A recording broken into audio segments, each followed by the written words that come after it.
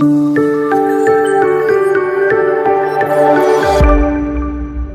Everyone, എല്ലാവർക്കും future plus അക്കാദമിയിലേക്ക് സ്വാഗതം. എൻ്റെ പേര് അളക. നമ്മൾ ഇന്ന് ഡീൽ ചെയ്യാൻ പോകുന്നത് MPSC 003 ബ്ലോക്ക് 2 തിയറീസ് ഓഫ് പേഴ്സണാലിറ്റിയിലെ യൂണിറ്റ് 5 ആയിട്ടുള്ള psychodynamic theory including Horney and Sullivan. ഇതാണ് നമ്മളിന്ന് ഡീൽ ചെയ്യാൻ പോകുന്നത്. ഇത്രയുമാണ് ഇതിൻ്റെ കണ്ടൻസ്. സിഗ്മണ്ട് ഫ്രോയിഡിന്റെ സൈക്കോ അനലിറ്റിക് തിയറി പറ്റി നമ്മൾ പറയും. ദെൻ ഡൈനാമിക് ഓർ സ്ട്രക്ചറൽ മോഡലിനെ പറ്റി പറയും. ദെൻ കാരൽ ഹോണിയുടെ സോഷ്യൽ ഫൗണ്ടേഷൻ ഓഫ് പേഴ്സണാലിറ്റിയെ കുറിച്ച് ഡിസ്കസ് ചെയ്യും. ദെൻ ലാസ്റ്റ് സള്ളിവന്റെ തിയറി നമ്മൾ ഡിസ്കസ് ചെയ്യുന്നതായിരിക്കും.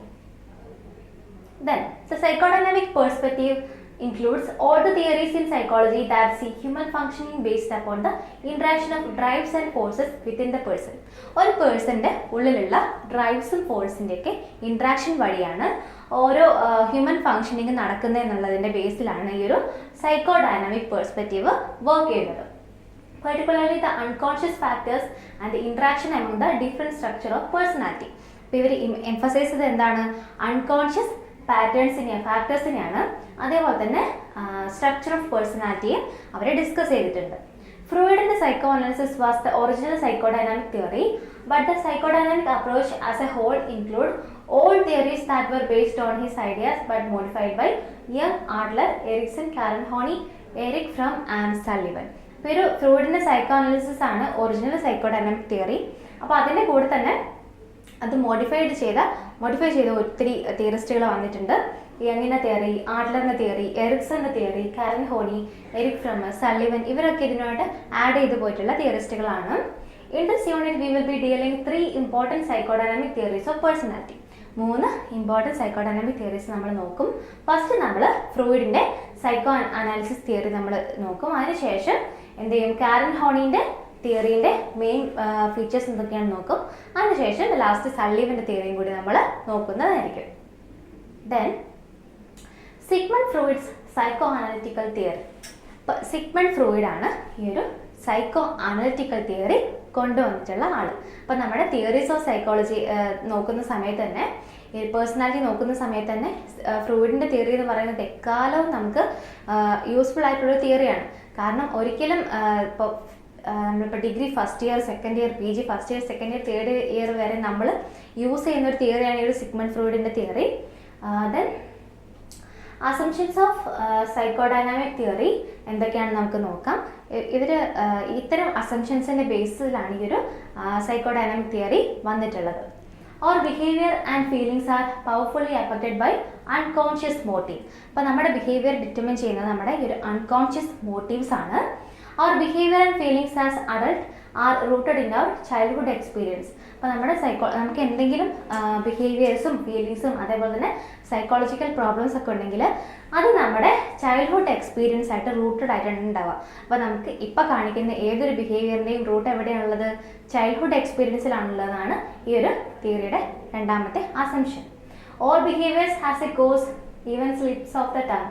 Therefore, all behavior is determined. അപ്പോൾ നമുക്ക് യൂഷ്വലി അൺകോൺഷ്യസ് ആയിട്ടുള്ള കോസുകൾ, കാരണങ്ങൾ എല്ലാ ബിഹേവിയറിൻ്റെ പുറകിലുണ്ട്. അപ്പോൾ നമുക്ക് സ്ലിപ്പ് ഓഫ് ദ ടങ് ആണെങ്കിൽ കൂടി, നാക്ക് വഴിക്ക് എന്തെങ്കിലും പറഞ്ഞു പോവാണെങ്കിൽ കൂടി അതിൻ്റെ കോസ് പോലും നമ്മുടെ അൺകോൺഷ്യസ് സ്റ്റേറ്റിലുണ്ടെന്നാണ് ഇവർ പറയുന്നത്.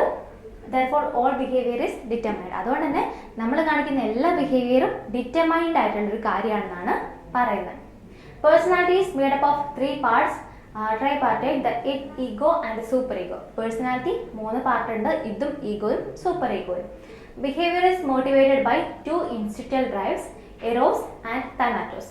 എറോസ് എന്ന് പറയുന്നത് sex drive and life instinct ആണ്. താനാറ്റോസ് എന്ന് പറയുന്നത് aggressive drive and death instinct ആണ്. അപ്പോൾ ഈ 2 ടൈപ്പ് ഇൻസ്റ്റിങ്ക്ച്വൽ ഡ്രൈവ്സ് ഉണ്ടെന്നാണ് അവർ പറയുന്നത്. Both this drives come from the id. ഇഡിൽ നിന്നാണ് ഈ 2 ഡ്രൈവും ഉണ്ടാകുന്നത്. Parts of the unconscious mind, the id and super ego, are in constant conflict with the unconscious part of the mind, the ego. അപ്പോൾ ഈ ഒരു അൺകോൺഷ്യസ് മൈൻഡിലുള്ള പാർട്ടായിട്ടുള്ള ഇതും super ഈഗോയും എപ്പോഴും conscious പാർട്ടായിട്ടുള്ള ഈഗോയുമായിട്ട് എന്ത് ചെയ്യുന്നുണ്ട്? കോൺസ്റ്റന്റ് ആയിട്ട് കോൺഫ്ലിക്റ്റുകൾ വന്നുകൊണ്ടിരിക്കുന്നുണ്ട്. Personality is shaped as the drive are modified by different conflicts at different times in childhood during psychosocial development. അപ്പോൾ ഈ ഒരു പേഴ്സണാലിറ്റിക്ക് ഒരു സൈക്കോസോഷ്യൽ ഡെവലപ്മെൻറ്റ് സ്റ്റേജുകളൊക്കെ ഇദ്ദേഹം കൊണ്ടുവന്നിട്ടുണ്ട്. നമുക്കെല്ലാം ഡിസ്കസ് ചെയ്യാം. Then the word psychodynamic and psychoanalytic are often confused. അപ്പോൾ സൈക്കോഡൈനാമിക്കും psycho അനലിറ്റിക്കലും നമുക്ക് സെപ്പറേറ്റ് ആയിട്ടുള്ള വേർഡ്സ് ആണ്. It should be remembered that Freud theory is psychoanalytic, whereas the term psychodynamic refers to both his theory and those of his followers. ഫ്രോയിഡിന്റെ original തിയറിയെ നമ്മൾ psycho analysis എന്ന് നമ്മൾ പറയും. പക്ഷേ ഫ്രോയിഡ് അദ്ദേഹത്തിന്റെ ഫോളോവേഴ്സും കൂടിയുള്ള ആ ഒരു ടോട്ടൽ ആയിട്ടുള്ള തിയറീസിനെ നമ്മൾ സൈക്കോ അനലിറ്റിക്കലിനും കൂടി സൈക്കോ ഡൈനാമിക് കൂടി പറയും. Freud psycho analysis is both A theory and A therapy. Freud കൊണ്ടുവന്ന സൈക്കോ അനാലിസിസ് എന്താണ്? തിയറി മാത്രമല്ല, ഒരു സൈക്കോ തെറാപ്പി കൂടിയാണ്. അതായത് നമുക്ക് അസുഖങ്ങളെ ട്രീറ്റ് ചെയ്യാനുള്ള ഒരു തെറാപ്പിയും കൂടിയാണ് ഇത് theory. After receiving the MD degree, Freud started private practice. ആ ഒരു MD ഡിഗ്രി കിട്ടിയ ശേഷം ഫ്രോയിഡ് എന്ത് ചെയ്തു? പ്രൈവറ്റ് പ്രാക്ടീസ് സ്റ്റാർട്ട് ചെയ്തു.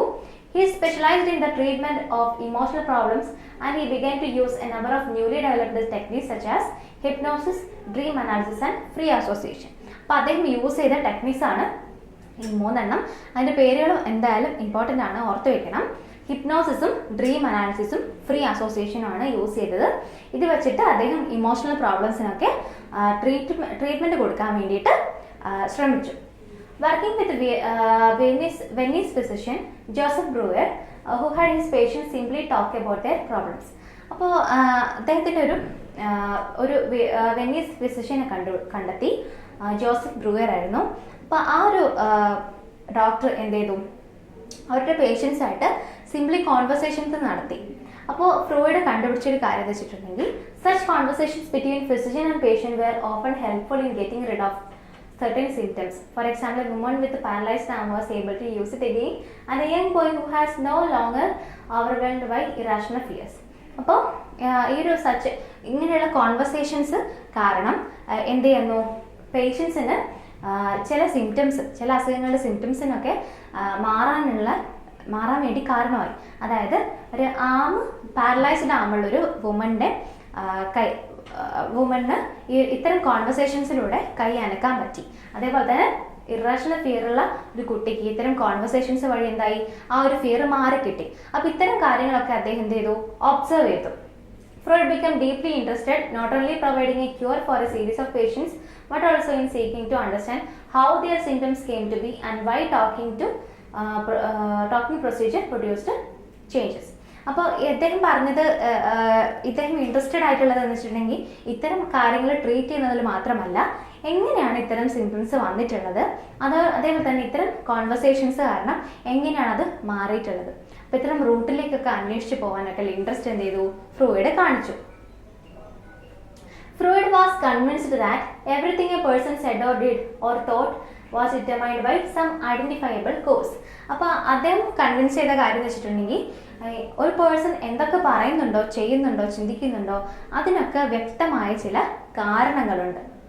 Further, it was clear to him that individuals were not often aware of the reason for particular behavior, that is, the causes were unconscious. അപ്പോൾ അവരുടെ പ്രശ്നം എന്ന് വെച്ചിട്ടുണ്ടെങ്കിൽ ഇൻഡിവിജ്വൽസിന് അതിൻ്റെ കാരണങ്ങൾ എന്താണ്? അൺകോൺഷ്യസ് ആണ്. അവരെന്തുകൊണ്ടാണ് ഇങ്ങനെ പെരുമാറുന്നത്, എന്തുകൊണ്ടാണ് ചിന്തിക്കുന്നത്, എന്തുകൊണ്ടാണ് ഇത്തരം സിംറ്റംസ് ഉണ്ടാകുന്നത്, ആ കാരണങ്ങൾ അൺകോൺഷ്യസ് ആണ്. അപ്പോൾ ഫ്രോയിഡിൻ്റെ ടാസ്ക് എന്ന് പറയുന്നത് എന്താ? ഇത്തരം അൺകോൺഷ്യസ് ആയിട്ടുള്ള അൺഡിസ്കവേർഡ് ആയിട്ടുള്ള കാര്യങ്ങളെ കോൺഷ്യസ് മൈൻഡിലേക്ക് കൊണ്ടുവന്നിട്ടുണ്ടെങ്കിൽ അവർക്ക് എന്ത് ചെയ്യാൻ ഒരു ട്രീറ്റ്മെൻറ്റ് കൊടുക്കാൻ വേണ്ടി പറ്റുമെന്നാണ് അദ്ദേഹം വിചാരിച്ചത്. Beyond this, he was also working on a more ambitious task, that of building a theory of personality to explain the working of human mind. അപ്പോൾ ഇതുപോലെ ട്രീറ്റ്മെൻറ്റ് മാത്രം നടത്താതെ അദ്ദേഹം എന്താ ചെയ്തത്? അവർ ഒരു തിയറി ഓഫ് പേഴ്സണാലിറ്റി കൊണ്ടുവരാൻ ശ്രമിച്ചു. നമ്മുടെ ഹ്യൂമൻ മൈൻഡ് എങ്ങനെയാണ് വർക്ക് ചെയ്യുന്നതെന്ന് എക്സ്പ്ലെയിൻ ചെയ്യാൻ വേണ്ടിയിട്ട് തിയറി കൊണ്ടുവരാൻ വേണ്ടി അദ്ദേഹം ശ്രമിച്ചു. അപ്പോൾ ഫ്രോയിഡിൻ്റെ തിയറിയെ നമ്മൾ വിളിക്കുന്നത് ഫ്രോയിഡ് സൈക്കോ അനാലിറ്റിക്കൽ തിയറി എന്നാണ്. ഡിസ്ക്രൈബ് ചെയ്യുന്ന ഫോളോയിങ് 3 മെയിൻ ഹെഡിങ്സ്. അപ്പോൾ ഒരു 3 കാര്യങ്ങളാണ് ഈ ഒരു സൈക്കോ അനാലിറ്റിക്കൽ തിയറിയിൽ നമ്മൾ ഓർത്തിരിക്കേണ്ടത്. ഫസ്റ്റ് സ്ട്രക്ചർ ഓഫ് പേഴ്സണാലിറ്റി ആണ്, ദെൻ ഡൈനാമിക്സ് ഓഫ് പേഴ്സണാലിറ്റി ആണ്, ദെൻ ഡെവലപ്മെന്റ് ഓഫ് പേഴ്സണാലിറ്റി. അപ്പോൾ സ്ട്രക്ചറും ഡൈനാമിക്സും ഡെവലപ്മെന്റ് ആണ് നമ്മളിതിൽ സൈക്കോ അനാലിറ്റിക് തിയറിയിൽ ഓർത്ത് വെക്കേണ്ട ഇമ്പോർട്ടൻ്റ് ആയിട്ടുള്ള കാര്യങ്ങൾ. അപ്പോൾ ഈ 3 എണ്ണത്തിൻ്റെ അണ്ടറിലും എന്തൊക്കെ ഉണ്ടെന്ന് നമുക്കിപ്പോൾ ഡിസ്കസ് ചെയ്യാം. ഫസ്റ്റ് സ്ട്രക്ചർ ഓഫ് പേഴ്സണാലിറ്റി ആണ്. In order to describe the structure of personality, the following 2 models have been developed by Freud. അപ്പോൾ പേഴ്സണാലിറ്റിയുടെ സ്ട്രക്ചർ മനസ്സിലാക്കാൻ വേണ്ടിയിട്ട് 2 മോഡൽ അദ്ദേഹം പ്രപ്പോസ് ചെയ്തു. ടോപ്പോഗ്രഫിക്കൽ മോഡലും അതേപോലെ തന്നെ ഡൈനാമിക് അല്ലെങ്കിൽ സ്ട്രക്ചറൽ മോഡലും. അപ്പോൾ ടോപ്പോഗ്രഫിക്കൽ മോഡൽ എന്ന് പറഞ്ഞിട്ടുണ്ടെങ്കിൽ it's a state of consciousness ആണ്. ഫ്രോയിഡ് പറഞ്ഞത് 3 ലെവൽസ് ഓഫ് അവയർനെസ് അല്ലെങ്കിൽ കോൺഷ്യസ്നെസ് ഉണ്ട്. Freud developed a topographical model of mind. മൈൻഡിന്റെ ഒരു ടോപ്പോഗ്രഫിക്കൽ മോഡൽ അദ്ദേഹം കൊണ്ടുവന്നു. Whereby he describe the features of the mind, structure and function. മൈൻഡിന്റെ സ്ട്രക്ചറും ഫംഗ്ഷനൊക്കെ ഒരു ടോപ്പോഗ്രഫിക്കൽ മോഡൽ വെച്ചിട്ടായിരുന്നു ഫ്രോയിഡ് പറഞ്ഞിട്ടുണ്ടായിരുന്നത്. Freud used the analogy of an iceberg to describe the 3 levels of mind. മൈൻഡിന്റെ 3 ലെവൽസ് ഡിസ്ക്രൈബ് ചെയ്യാൻ വേണ്ടിയിട്ട് അദ്ദേഹം കൊണ്ടുവന്നൊരു അനലോഗി എന്താണ്? ഐസ്ബർഗ് ആണ്. നമ്മുടെ ടൈറ്റാനിക്കിലൊക്കെ കാണല്ലേ, അതേപോലത്തെ ഐസ്ബർഗിനാണ് അദ്ദേഹം കൊണ്ടുവന്നത്. അപ്പോൾ കോൺഷ്യസ് മൈൻഡ്, പ്രീ കോൺഷ്യസ് അല്ലെങ്കിൽ sub conscious mind, unconscious mind, ഇങ്ങനെ 3 കാര്യങ്ങളാണ് നമ്മുടെ ഒരു പേഴ്സണാലിറ്റിക്ക് ഉള്ളത് എന്നാണ് അദ്ദേഹം പറഞ്ഞത്. ഇതാണ് ആ ഒരു ഫ്രോയിഡിന്റെ വ്യൂ ഓഫ് ഹ്യൂമൻ മൈൻഡ് അല്ലെങ്കിൽ ടോപ്പോഗ്രഫിക്കൽ മോഡൽ പറയുന്നത്. അപ്പോൾ നമ്മുടെ കോൺഷ്യസ് ലെവൽ ഇത്രയും, സബ് കോൺഷ്യസ് ലെവൽ, ദെൻ അണ്ടറിൽ അൺകോൺഷ്യസ് ലെവൽ. ഇപ്പോൾ ഇതൊരു ഐസ്ബർഗ് ആയിട്ട് വിചാരിക്കുകയാണെങ്കിൽ ഇത്രയും ഭാഗം ഇങ്ങോട്ടാണ് ഒരു കോൺഷ്യസ് ലെവൽ ഉള്ളത്. ദെൻ സബ് കോൺഷ്യസ് ലെവൽ ഇത്ര ഭാഗം, ബാക്കി ഇത്രയും വരുന്ന അടിഭാഗം വരുന്നത് അൺകോൺഷ്യസ് ലെവലിലാണ്. ദ കോൺഷ്യസ് മൈൻഡ് ഇസ് ഒരു 10% മാത്രമേ ഒരു കോൺഷ്യസ് മൈൻഡ് ഉള്ളൂ. You are fully aware of the top of the iceberg just like what goes in your conscious mind. അപ്പോൾ നിങ്ങൾ ടോപ്പ് ഓഫ് ദ ഐസ്ബർഗിലാണ്. അപ്പോൾ അത് പറയുന്നത് എന്താ വെച്ചിട്ടുണ്ടെങ്കിൽ നിങ്ങൾ ഫുള്ളി കോൺഷ്യസ് മൈൻഡിലാണ്. അതായത് ഇപ്പം നിങ്ങൾ എന്തൊക്കെയാണ് സംഭവിച്ചുകൊണ്ടിരിക്കുന്നത് അത്തരം കാര്യങ്ങൾ, അവെയർ ആയിട്ടുള്ള കാര്യങ്ങളാണ് ഈ ഒരു കോൺഷ്യസ് മൈൻഡിൽ ഉള്ളത്. It is a smaller portion of the iceberg. ഐസ്ബർഗിൽ തന്നെ ഏറ്റവും സ്മോളർ പോർഷനും ഏതാണ്? ഈ ഒരു കോൺഷ്യസ് മൈൻഡ് ആണ്. This includes whatever one is thinking about at the moment. ഒരു പെർട്ടിക്കുലർ ടൈമിൽ ഒരു ആൾ എന്തൊക്കെയാണ് ചിന്തിക്കുന്നത് അതാണ് ഈ ഒരു കോൺഷ്യസ് മൈൻഡിലുള്ളത്. For example, you are consciously reading these pages, comprehending the words. ഈ ഒരു PPT നിങ്ങൾ എന്ത് ചെയ്യുന്നുണ്ട്? കോൺഷ്യസ്ലി റീഡ് ചെയ്യുന്നുണ്ട്, അതേപോലെ തന്നെ വേർഡ്സിനെ കോംപ്രഹെൻഡ് ചെയ്യുന്നുണ്ട്. ഇത്തരം കാര്യങ്ങളൊക്കെ എന്താണ്? കോൺഷ്യസ്ലി നടക്കുന്ന കാര്യങ്ങളാണ്. In other words, conscious state is related to the immediate experience. നമ്മൾ ഇമ്മീഡിയറ്റ്ലി എക്സ്പീരിയൻസ് ചെയ്യുന്ന കാര്യങ്ങളാണ് ഈ ഒരു കോൺഷ്യസ് മൈൻഡിൽ ഉള്ളത്. As a result, conscious state represent the short and limited aspect of personality. നമ്മുടെ പേഴ്സണാലിറ്റിന്റെ ഷോർട്ടും ലിമിറ്റഡ് ആസ്പെക്റ്റും ആണ് ഈ ഒരു കോൺഷ്യസ് മൈൻഡ് ഡെപ്പിക്ട് ചെയ്യുന്നത്. ദെൻ ദ പ്രീകോൺഷ്യസ് മൈൻഡ് അത് 10 to 15% ആണ് വരുന്നത്. This part is almost able to be seen but is fully in view. അപ്പോൾ നമുക്ക് ഏകദേശമൊക്കെ കാണാം, പക്ഷെ മുഴുവനായിട്ട് കാണാൻ വേണ്ടി സാധിക്കില്ല. Just like this part of the iceberg, the stuff that is part of your preconscious is readily able to be accessed. അതായത് നമുക്ക് വേണമെന്നുണ്ടെങ്കിൽ നമുക്ക് എന്ത് ചെയ്യാൻ പറ്റും? ആക്സസ് ചെയ്തിട്ട് കാണാൻ വേണ്ടി സാധിക്കും. I refer to all of the stored memories which are not part of our current thoughts but which can be brought into consciousness. അതായത് നിങ്ങളുടെ ഇപ്പോൾ കറൻ്റ്ലി നിങ്ങൾ ഓർത്ത് വെക്കുന്ന ഒരു കാര്യമല്ല, നിങ്ങൾ സ്റ്റോർ ചെയ്തൊരു ഇൻഫർമേഷൻ ആണ്. പക്ഷേ നിങ്ങൾക്ക് എന്ത് ചെയ്യാൻ പറ്റും? ആവശ്യമുള്ള സമയത്ത് കോൺഷ്യസ്നെസ്സിലേക്ക് നിങ്ങൾക്ക് വിഡ്രോ ചെയ്ത് എടുക്കാൻ വേണ്ടി സാധിക്കും. For example, what you have taken in your breakfast today. നിങ്ങൾ എന്താണ് രാവിലെ ഭക്ഷണം കഴിച്ച ഭക്ഷണം ഏതാ എന്ന് ചോദിക്കുന്ന സമയത്ത് നിങ്ങൾ ഒരിക്കലും പ്രോബബ്ലി നിങ്ങൾ ആ ബ്രേക്ക്ഫാസ്റ്റിന്റെ മെനുവിനെ കുറിച്ച് അവെയർ ആയിട്ട് ഇരിക്കില്ല. പക്ഷെ നിങ്ങളോട് ക്വസ്റ്റ്യൻ ചോദിക്കുന്ന സമയത്ത് നിങ്ങൾക്ക് എന്തായിരിക്കും? എന്താ കഴിച്ചതെന്നുള്ള ഒരു കാര്യം നിങ്ങളുടെ കോൺഷ്യസ്നെസ് മൈൻഡിലേക്ക് വരും. അപ്പൊ അത് അത്രയും നേരം സ്റ്റോർ ചെയ്തിരിക്കുന്ന എവിടെയായിരുന്നു? ഈ ഒരു പ്രീകോൺഷ്യസ് അല്ലെങ്കിൽ സബ് കോൺഷ്യസ് മൈൻഡിലായിരുന്നു. The desires, wishes, thoughts and feelings which are not conscious at present but could be recalled after making some efforts are stored in it. അപ്പോൾ നമ്മുടെ ഡിസൈർസും വിഷും തോട്ട്സും ഫീലിങ്സും ഒക്കെ നമുക്ക് ഇതിൽ സ്റ്റോർ ചെയ്ത് വെക്കാം. അപ്പോൾ അതേപോലെ തന്നെ നമുക്ക് കുറച്ച് എഫേർട്ട് കൊടുത്താൽ തന്നെ നമുക്കത് റീകോൾ ചെയ്തെടുക്കാനും സാധിക്കും. ദെൻ ദ അൺകോൺഷ്യസ് മൈൻഡ് ആണ് അടുത്തത്. It includes 75 to 80% of that iceberg. This part of the iceberg is completely unseen by anyone looking at the iceberg from above the water. അപ്പോൾ മേലെ നിന്ന് നോക്കുന്ന സമയത്ത് നമുക്ക് ഒരിക്കലും ഈ ഒരു അൺകോൺഷ്യസ് മൈൻഡിനെ നമുക്ക് കാണാൻ സാധിക്കില്ല. The unconscious mind is the same. It's the greater portion of an iceberg compared to conscious part of mind. അപ്പോൾ നമ്മുടെ ഈ ഒരു കോൺഷ്യസ് ആയിട്ടുള്ള പാർട്ടുകളെ വെച്ച് നോക്കുന്ന സമയത്ത് ഇതാണ് ഏറ്റവും greater portion of iceberg, containing all the memories and desires and elements of which are unaware. നമ്മൾ അൺഅവെയർ ആയിട്ടുള്ള എല്ലാ മെമ്മറീസും ഡിസയേഴ്സും ഒക്കെ കണ്ടെയ്ൻ ചെയ്യുന്നത് ഈ ഒരു unconscious മൈൻഡിലാണ്. According to Freud, some of this materials was never conscious but much of it consists of material which caused so much anxiety that it was thrust out of consciousness and repressed. അപ്പോൾ ഇതിൽ Freud പറഞ്ഞത് ഈ ചില കാര്യങ്ങളൊന്നും നമ്മൾ never conscious ആയിട്ടുള്ള കാര്യങ്ങളായിരിക്കാം, പക്ഷേ അതിൻ്റെ പല മെറ്റീരിയൽസ് എന്താണ് നമുക്ക് ഒരിക്കൽ ആൻസൈറ്റി ഉണ്ടായിട്ട് നമുക്കത് ഡീൽ ചെയ്യാൻ പറ്റാതെ വന്നപ്പോൾ നമ്മൾ റിപ്രസ് ചെയ്തിട്ട് കുഴിച്ചു മൂടിയ ഓർമ്മകളൊക്കെ ഉണ്ടാവില്ലേ, അത്തരം കാര്യങ്ങളൊക്കെയാണ് ഈ ഒരു അൺകോൺഷ്യസ് മൈൻഡിലുള്ളതെന്നാണ് ഫ്രോയിഡ് പറഞ്ഞിട്ടുള്ളത്. Presumably, some of our hostile feelings, sexual craving, and most desperate fears are so threatening that we must repress them, keeping them under lock and key in the recesses of the unconscious. അപ്പോൾ നമ്മുടെ hostile ഫീലിങ്സും sexual ക്രേവിങ്ങും അതേപോലെ തന്നെ most desperate ആയിട്ടുള്ള fears ഒക്കെ എന്താണ് ഈ ഒരു അൺകോൺഷ്യസിലാണ് നമ്മൾ ലോക്ക് ചെയ്തിട്ട് റിപ്രസ് ചെയ്തിട്ട് വെക്കുന്നത്.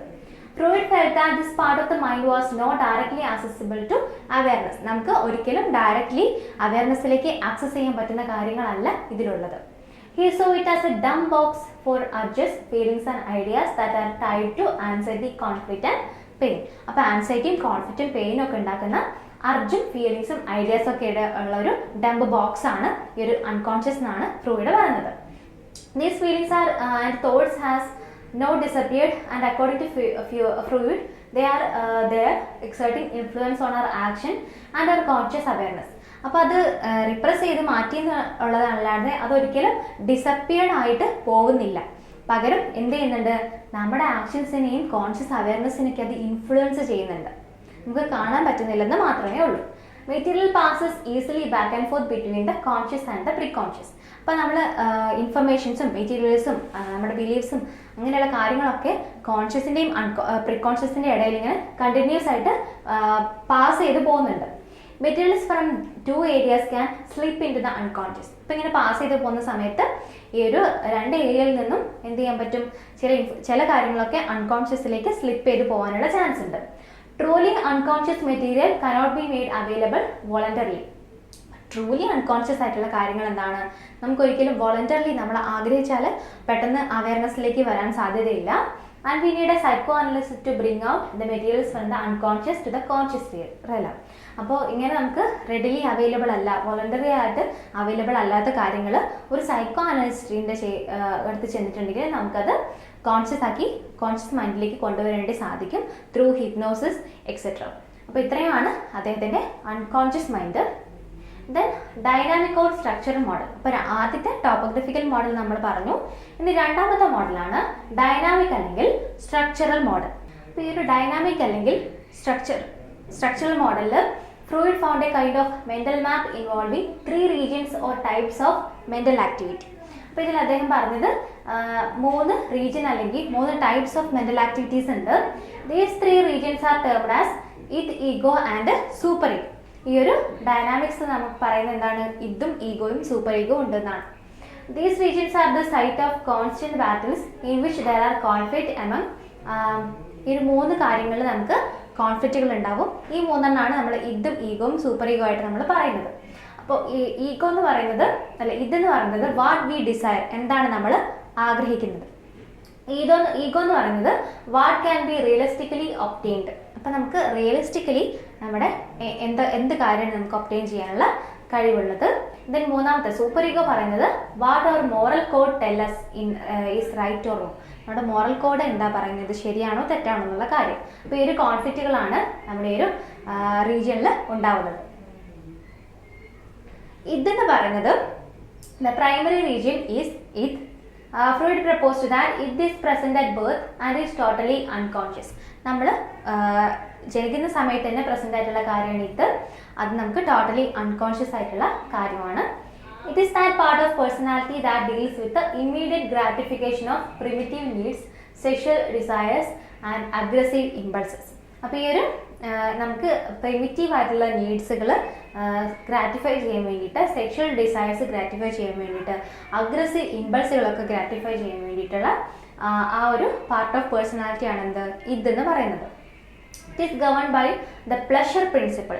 നമുക്ക് ഇമ്പോർട്ടൻ്റ് ആയിട്ടുള്ളത് പ്ലഷറാണ്. ആ പ്ലഷറിന് വേണ്ടിയിട്ട് എന്ത് വേണമെങ്കിലും ചെയ്യാന്നുള്ള കാര്യം, അതാണ് ഒരു പ്ലഷർ പ്രിൻസിപ്പിളിൻ്റെ ബേസിസിലാണ് ഇത് വർക്ക് ചെയ്യുന്നത്.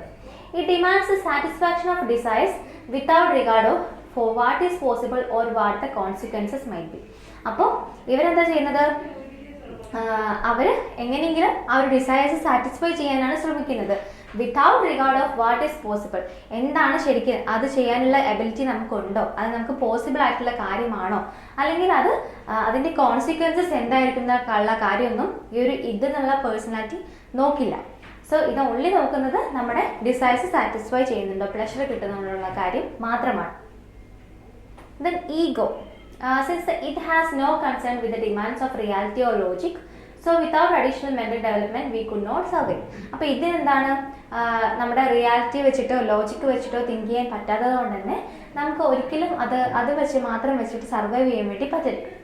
In response to early frustration, however, we begin to learn something about the limitations imposed by the real world, and we find out our wishes may not always be immediately fulfilled. അപ്പോൾ നമുക്ക് ഇതേപോലെ ഇതിൻ്റെ കുറേ frustrations വരുന്ന സമയത്ത് നമ്മൾ എന്ത് ചെയ്യും, റിയാലിറ്റി മനസ്സിലാക്കാൻ വേണ്ടി ശ്രമിക്കും. പിന്നെ റിയൽ വേൾഡിൽ ഇതിന് കുറച്ച് ലിമിറ്റേഷൻസ് ഉണ്ടെന്നും അതേപോലെ തന്നെ നമുക്ക് നമ്മൾ ആഗ്രഹിക്കുന്ന കാര്യങ്ങൾ ചിലപ്പോൾ ഇമ്മീഡിയറ്റ്ലി നമുക്ക് ഫുൾഫിൽ ചെയ്യാൻ പറ്റിയെന്ന് വരില്ല എന്നുള്ള ഒരു റിയാലിറ്റി ഒക്കെ നമ്മൾ ലേൺ ചെയ്തെടുക്കും. This coming to grips with the reality was described Freud as the development of ego. ഇതിനാണ് നമ്മൾ ഡെവലപ്മെൻറ്റ് ഓഫ് ഈഗോ എന്ന് പറയുന്നത്, which involves perception, reasoning, learning and all other activities necessary to interact effectively with the world around us. അപ്പോൾ നമുക്ക് ചുറ്റുമുള്ള വേൾഡിനോട് effectively deal ചെയ്യാൻ വേണ്ടിയിട്ട് ഉള്ള പെർസെപ്ഷനും റീസണിങ്ങും ലേണിംഗ് ഒക്കെയാണ് ഈ ഒരു ഈഗോയിൽ ഇൻവോൾവഡ് ആയിട്ടുള്ളത്. Thus ego develop out of it. It works on reality principle. അപ്പോൾ ഈ ഒരു ഈഗോ വർക്ക് ചെയ്യുന്നത് reality പ്രിൻസിപ്പിളിൻ്റെ ബേസിസിലാണ്. It tries to maximize pleasure and minimize the pain. അതെന്താ ട്രൈ ചെയ്യുന്നത്, പ്ലഷർ മാക്സിമൈസ് ചെയ്യാൻ ശ്രമിക്കുന്നുണ്ട്, അതേപോലെ തന്നെ പെയിൻ മിനിമൈസ് ചെയ്യാൻ വേണ്ടിയിട്ട് ഒരു റിയലിസ്റ്റിക് ആയിട്ട് ലോജിക്കലി തിങ്ക് ചെയ്യുന്ന ഒരു പാർട്ടാണ് ഈ ഒരു ഈഗോ. ദെൻ സൂപ്പർ ഈഗോ ആണ്. It ordinarily develops as children are exposed to the moral values of their parents. ഇത് നമ്മുടെ പാരൻസിൻ്റെ മോറൽ വാല്യൂസിനൊക്കെ കുറിച്ച് കുട്ടി പഠിക്കുന്ന സമയത്താണ് ഈ ഒരു സൂപ്പർ ഈഗോ നമുക്ക് ഡെവലപ്പ് ചെയ്യുന്നത്. ഇപ്പോൾ നമ്മൾ വലുതാകുന്ന സമയത്ത് കുട്ടികളോട് പറയില്ലേ, ഇന്ന കാര്യങ്ങൾ ചെയ്താൽ ഗുഡ് ബോയ് ആണ്, ഇന്നത് ചെയ്താൽ ബാഡ് ബോയ് ആണ്, അങ്ങനെ കുറച്ച് കൺസെപ്റ്റുകളൊക്കെ പാരൻസ് കൊടുക്കും. അതിൻ്റെ ബേസിസിലാണ് ഈ ഒരു സൂപ്പർ ഈഗോ ഡെവലപ്പ് ചെയ്യുന്നത്. In this setting, the child accepts and internalizes the parental views of the ideal behavior. Parents എന്തിനാണ് ഒരു ഐഡിയൽ ബിഹേവിയർ ആയിട്ട് കാണുന്നത്, ഇന്ന കാര്യങ്ങൾ ചെയ്താലാണ് അവരത് ഐഡിയൽ ബിഹേവിയർ ആയിട്ട് കാണുന്നതെന്ന് അവർ മനസ്സിലാക്കാൻ ശ്രമിക്കും.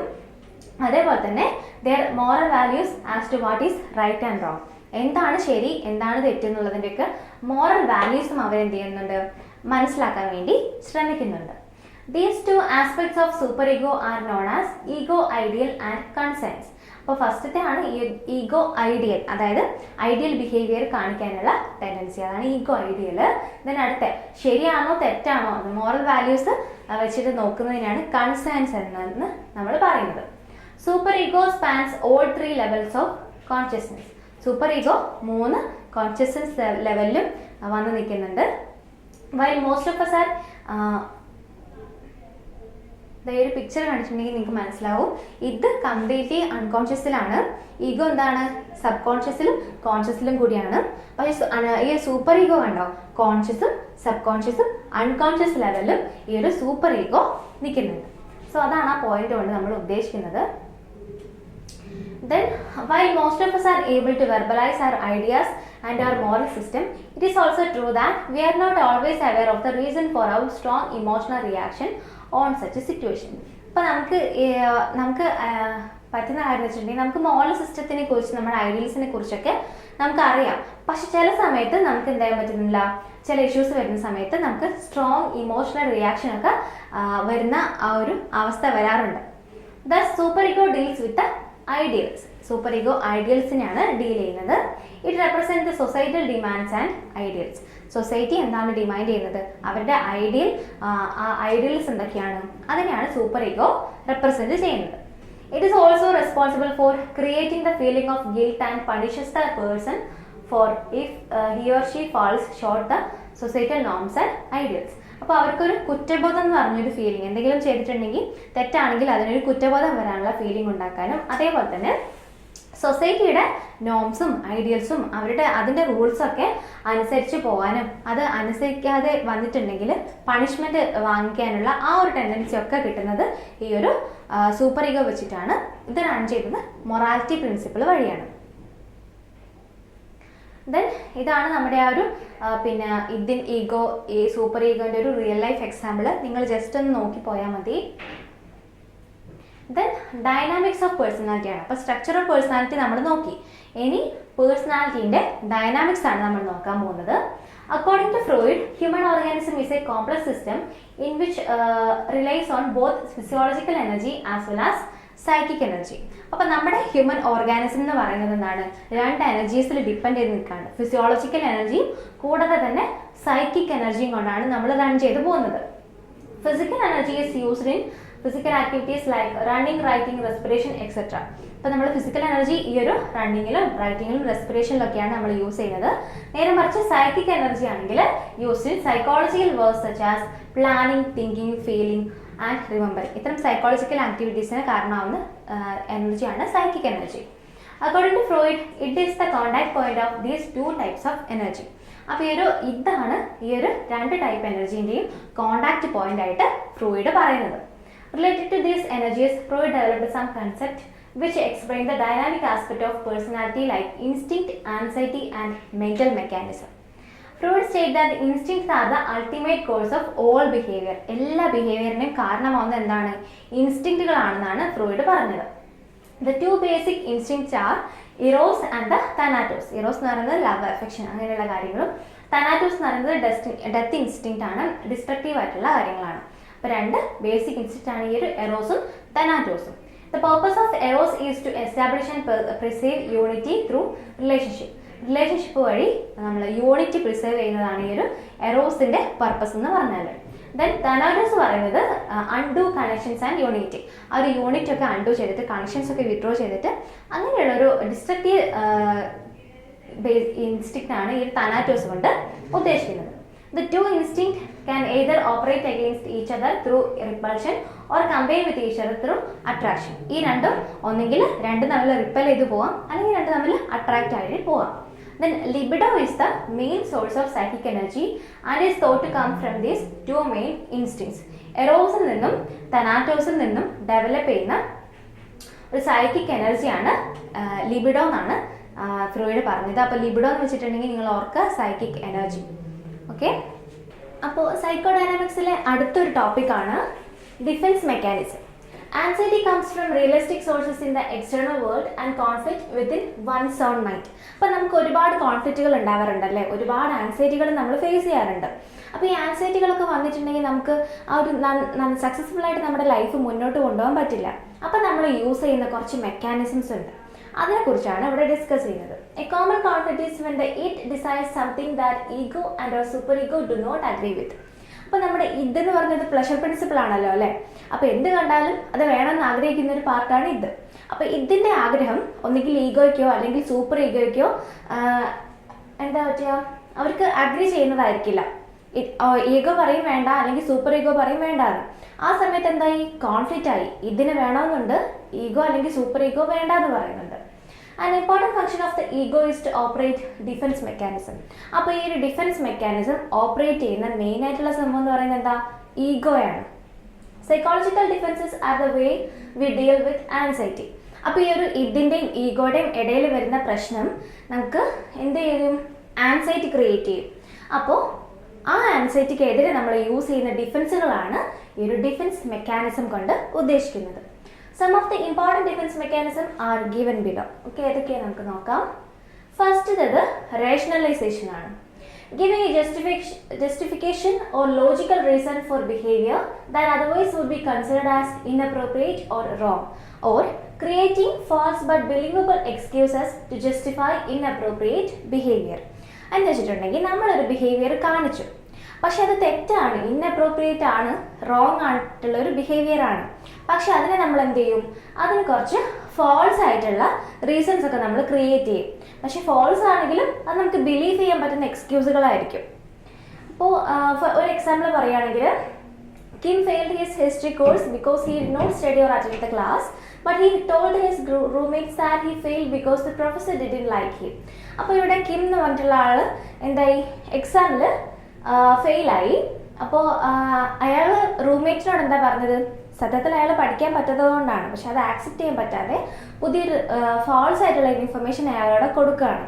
അതായത് പ്രൊഫസർക്ക് അയാളെ ഇഷ്ടമായിരുന്നില്ല, അപ്പോൾ ആ പ്രൊഫസറാണ് ഈ മാർക്ക് കുറയാൻ കാരണമെന്ന് അവിടെ റാഷണലൈസ് ചെയ്തു. Example, the student copies in an exam because other students also did it in the brief absence of the examiner. അപ്പോൾ ഇവിടെ നമ്മൾ എന്താ പറയുന്നത്, നമ്മളിപ്പോൾ കോപ്പി അടിക്കില്ലേ, ഇപ്പോൾ ചിലർ വരും ആ എക്സാമിനർ പോയ സമയത്ത് മറ്റവൾ കോപ്പി അടിച്ചല്ലോ, അപ്പം ഞാനും കോപ്പി അടിച്ചു. അപ്പോൾ അത്തരമുള്ളൊരു ഫാൾസ് ആയിട്ടുള്ള പക്ഷെ ബിലീവ് ചെയ്യാൻ പറ്റുന്ന എക്സ്ക്യൂസുകൾ നമ്മൾ കൊടുക്കാം. അതിനെയാണ് റാഷണലൈസേഷൻ കൊണ്ട് ഉദ്ദേശിക്കുന്നത്. ദെൻ അടുത്തതാണ് denial. Unconsciously refuse to accept the fact or real events as it will lead to anxiety and cause distress or unpleasant feeling. അപ്പോൾ നമ്മളൊരു ബിഹേവിയർ കാണിച്ചു, നമ്മുടെ അടുത്ത് എന്തെങ്കിലും പറ്റിപ്പോയി, അപ്പോൾ നമ്മൾ എന്ത് ചെയ്യുക, കംപ്ലീറ്റ്ലി ഡിനൈ ചെയ്യുക. ഞാൻ അങ്ങനെ ഒരു കാര്യം ചെയ്തിട്ടേ ഇല്ല എന്ന് നമ്മൾ ഡിനൈൽ ചെയ്യുക അവിടെ.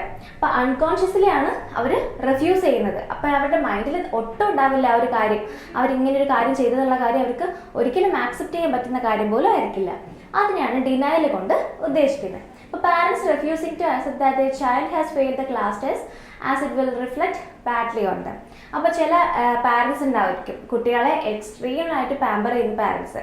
അപ്പോൾ അവർ കുട്ടികൾ എക്സാമിൽ ഫെയിൽ ആയാൽ പോലും അവരത് ഡിനൈ ചെയ്യും, എൻ്റെ കുട്ടി ഫെയിൽ ആയിട്ടില്ല എന്ന് അവരവിടെ ജസ്റ്റിഫൈ ചെയ്യും. A father witnesses his child being killed in a car accident but repeatedly says that wasn't my son. No, it couldn't have been my son. He was at soccer practice. അപ്പോൾ ഈ ഒരു denial നമുക്ക് മെയിനായിട്ട് കാണാൻ പറ്റുന്നത് ഇതുപോലെ ഈ ഒരു മരിക്കുന്ന സമയത്തൊക്കെയാണ്. എസ്പെഷ്യലി പാരൻസ് ഒക്കെ ആവുന്ന സമയത്ത് അവരുടെ മക്കൾ മരിച്ചു എന്നൊക്കെ പെട്ടെന്ന് പറയുന്ന സമയത്ത് അവർ ഒരിക്കലും അത് ആക്സെപ്റ്റ് ചെയ്യില്ല, ഡിനൈൽ ചെയ്യും. അപ്പോൾ കാർ ആക്സിഡൻ്റ് ഒന്നും നടന്നിട്ടില്ല, ആ സമയത്ത് അവൻ സോക്കർ കളിക്കുകയായിരുന്നു എന്നൊക്കെ ആയിരിക്കും അവർ പകരം കാര്യങ്ങൾ പറയുന്നത്. അപ്പോൾ അത്തരമുള്ളൊരു ഡിഫൻസ് മെക്കാനിസമാണ് ഡിനൈൽ. അതായത് റിയാലിറ്റീനെ നമ്മൾ ഒരിക്കലും ആക്സെപ്റ്റ് ചെയ്യാതെ ഡിനൈൽ ചെയ്യുക.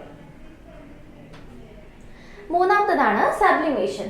Channelling undesirable impulses into socially acceptable and constructive behaviour.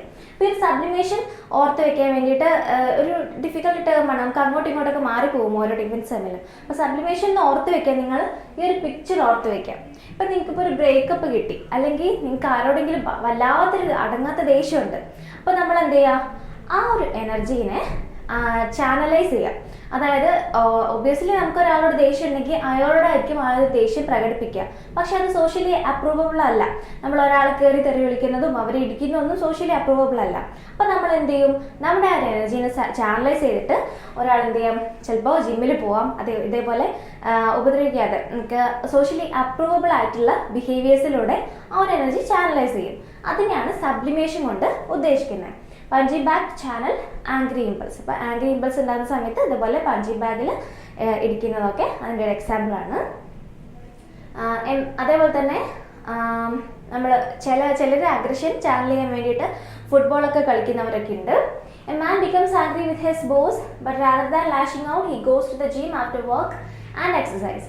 അതേപോലെ തന്നെ വർക്കിൽ ഓരോ പ്രോബ്ലം വരുന്ന സമയത്ത് ബോസുമായിട്ട് നല്ല ദേഷ്യമുള്ള സമയത്ത് അവരെന്ത് ചെയ്യും, വർക്കിന് ശേഷം ജിമ്മിൽ പോയിട്ട് എക്സസൈസ് ഒക്കെ ചെയ്യും. അങ്ങനെ നമുക്ക് ഈ ഒരു എനർജീനെ നല്ല രീതിയിൽ ചാനലൈസ് ചെയ്യുന്ന ഒരു മെത്തേഡാണ് ഈ ഒരു സബ്ലിമേഷൻ. ഇതിന് അടുത്തതാണ് റിഗ്രഷൻ.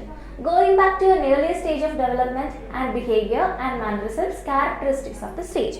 അപ്പോൾ ഈ ഒരു സ്റ്റേജിൽ നമ്മൾ എന്ത് ചെയ്യും, നമ്മുടെ തൊട്ട് മുന്നേ ഉള്ള ഒരു ഡെവലപ്മെന്റൽ സ്റ്റേജിലേക്ക് തിരിച്ചു പോകുന്ന ഒരു ടെക്നിക്കാണ്. നമുക്ക് പറയുകയാണെങ്കിൽ ഈ ഒരു പിക്ചർ കണ്ടാൽ തന്നെ മനസ്സിലായോ, വലിയ ഭാഗമായിട്ടുള്ള ഒരാളാണ്. അപ്പോൾ അയാൾക്കൊരു പ്രോബ്ലം ഫേസ് ചെയ്യുന്ന സമയത്ത് അയാളൊരു കുട്ടിയുടെ സ്വഭാവമായിട്ട് ഒരു മൂലയ്ക്ക് പോയിരുന്ന് കരയുക, അങ്ങനെയുള്ള ബിഹേവിയേഴ്സ് ഒക്കെ കാണിക്കില്ലേ, അതിനാണ് നമ്മൾ റിഗ്രഷൻ കൊണ്ട് ഉദ്ദേശിക്കുന്നത്. Example, the adolescent starts bedwetting when parents put pressure for high academic performance. ഇപ്പോൾ നമ്മൾ ഈ ഒരു കുട്ടികളെ, ഇപ്പോൾ ഒരു അഡോളസെൻ്റ് ഏജിലുള്ള കുട്ടികളെ നമ്മൾ പ്രഷറായിട്ട് പാരൻസ് എന്ത് ചെയ്യുക, അക്കാദമിക് പെർഫോമൻസിന് വേണ്ടിയിട്ട് നല്ലോണം പ്രഷറൈസ് ചെയ്യാം, ഇത്ര മാർക്ക് വേണം എന്നൊക്കെ നമ്മൾ പ്രഷറൈസ് ചെയ്തുകൊണ്ടിരിക്കുക. അപ്പോൾ ആ കുട്ടി എന്ത് ചെയ്യും, രാത്രിയിലൊക്കെ ബെഡ് വെറ്റ് ചെയ്യും. അപ്പോൾ അതൊക്കെ എന്താണ്, അവരുടെ ആ ഒരു കുട്ടിക്കാലത്ത് ചെയ്തിരുന്ന ആ ഒരു ഡെവലപ്മെൻ്റൽ സ്റ്റേജിലേക്ക് തിരിച്ചു പോവുകയാണ്. മറ്റൊരു എക്സാമ്പിൾ പറയുകയാണെങ്കിൽ under a high level of stress an adult might refuse to get out of the bed and start their day. അപ്പോൾ ഒരു നല്ല സ്ട്രെസ് ഉണ്ടായിരുന്ന സമയത്ത് എന്ത് ചെയ്യും, വലിയ ആളുകളാണെങ്കിൽ കൂടി അവർ ബെഡിൽ നിന്ന് എണീക്കാൻ തന്നെ അവർക്ക് തോന്നൂല, ഒരു ദിവസം സ്റ്റാർട്ട് ചെയ്യാൻ തന്നെ അവർക്കൊരു മൂഡ് ഉണ്ടാവില്ല. Instead they might stay at home where they feel safe and secure. അപ്പോൾ നമുക്ക് വർക്ക് പ്ലേസിലൊക്കെ ആണെങ്കിലും എന്തെങ്കിലും പ്രശ്നം വരുന്ന സമയത്ത് എന്ത് ചെയ്യുക, പുറത്തേക്കൊന്നും പോവാതെ വീട്ടിൽ തന്നെ ഒതുങ്ങിയിരിക്കുക. കാരണം വീട് എന്ന് പറയുന്നത് അവർക്കൊരു സേഫസ്റ്റ് ആയിട്ടുള്ള പ്ലേസ് ആണ്, കുട്ടികളൊക്കെ ചിന്തിക്കുന്ന പോലെ.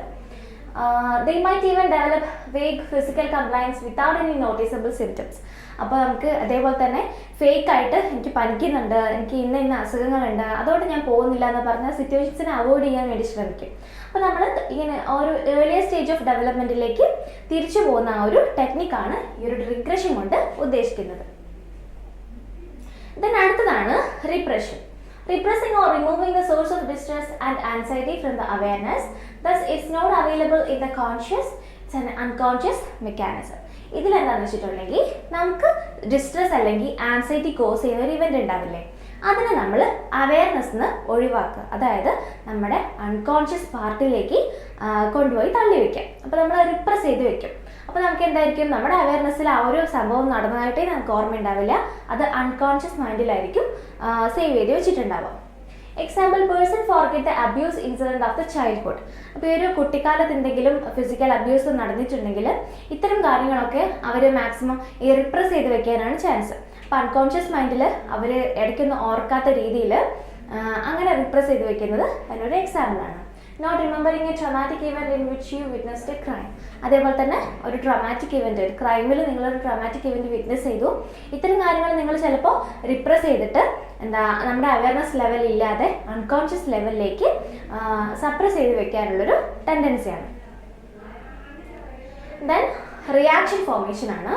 Avoids an unacceptable, uncomfortable and distressful thought that is actual about the self by overemphasizing the opposite of it, or reaction formation is acting in a way that is opposite to what you are feeling or thinking.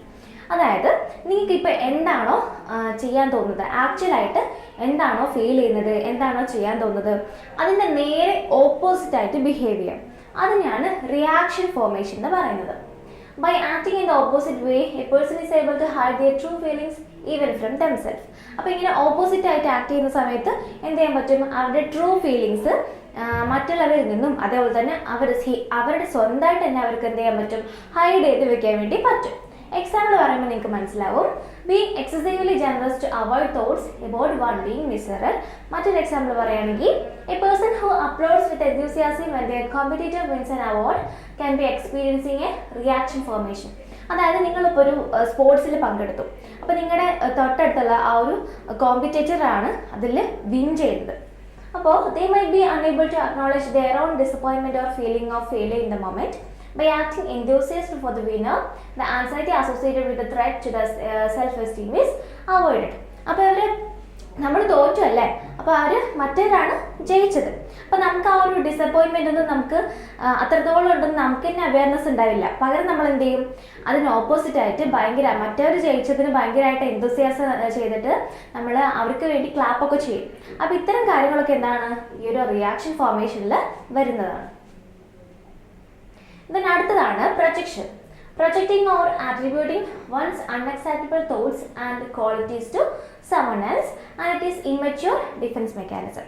അപ്പോൾ നമ്മൾ പ്രൊജക്ഷനിൽ എന്താ ചെയ്യുന്നത് വെച്ചിട്ടുണ്ടെങ്കിൽ, നമ്മൾ project ചെയ്യും നമ്മുടെ unacceptable ആയിട്ടുള്ള accept ചെയ്യാൻ പറ്റാത്ത തോട്ട്സും ക്വാളിറ്റീസും ഒക്കെ മറ്റൊരാൾക്കാണെന്ന് നമ്മൾ എന്ത് ചെയ്യും, വാദിക്കും.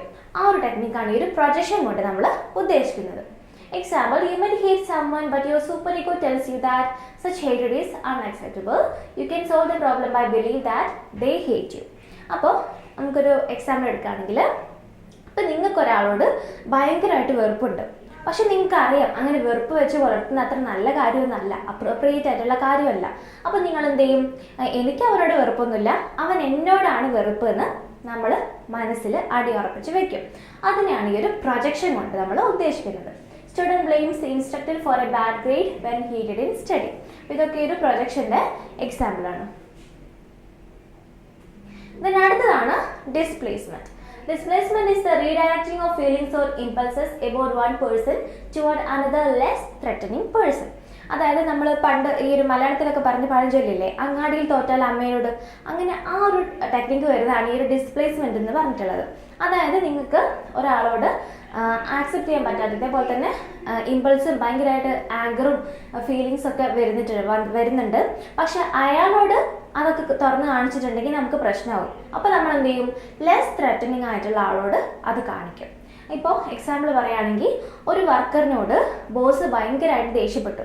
അപ്പോൾ അയാൾക്ക് എന്ത് ചെയ്യും, അയാൾക്ക് തിരിച്ചാ ബോസിനോട് ദേഷ്യപ്പെട്ടിട്ടുണ്ടെങ്കിൽ പണി പോകുന്നുള്ള പേടിയുണ്ട്. അപ്പോൾ അയാൾ എന്ത് ചെയ്യും, വീട്ടിൽ പോയിട്ട് ഒന്നെങ്കിൽ വൈഫിനോടോ അല്ലെങ്കിൽ മക്കളോടോ ആ ഒരു ദേഷ്യം കാണിക്കും. അപ്പോൾ ഇങ്ങനെ നമ്മുടെ ആ ഒരു ദേഷ്യത്തിന് അല്ലെങ്കിൽ ഇമ്പൾസിനെ ഡിസ്പ്ലേസ് ചെയ്യുന്ന മെത്തേഡാണ് ഈ ഒരു ഡിസ്പ്ലേസ്മെന്റ് കൊണ്ട് നമ്മൾ ഉദ്ദേശിക്കുന്നത്. അടുത്തതാണ് ഇന്റലക്ച്വലൈസേഷൻ. ഇത് നിങ്ങൾ കോമൺ ആയിട്ട് ഈ ഒരു ഡിഫൻസ് മെക്കാനിസത്തിൽ കാണാത്തൊരു തരം ടൈപ്പാണ്. Turn the feeling into A thought. ഇതിൽ നമ്മൾ എന്ത് ചെയ്യും, ഫീലിങ്ങിനെ തോട്ട് ആക്കി മാറ്റും. The person who finds his or her partner has cancer deals with it by becoming an absolute expert on cancer and focuses on the disease intellectually rather than dealing with the emotion.